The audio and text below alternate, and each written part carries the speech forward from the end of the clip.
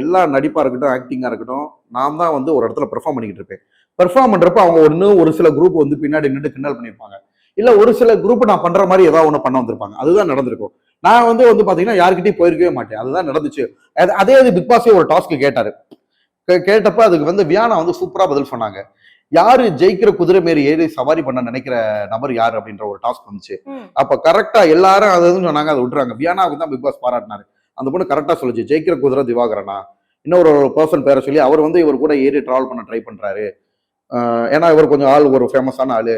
அதனால ஜெயிக்கிற குதிரை இவர் கூட நின்று அது தப்பான முறையில ஃபேமஸ் ஆக ட்ரை பண்றாங்கன்னு பிக் பாஸே பாராட்டினாரு. அது எல்லாமே ஷோல வந்திருக்கு.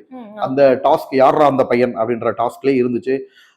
இது எல்லாமே என்னோட ஓன் கண்டென்ட்ப்பா. இப்போ டான்ஸ் ஆடினது என்னோட ஓன் கண்டென்ட், நடிப்பு அரக்கன்றது என்னோட ஓன் கண்டென்ட்.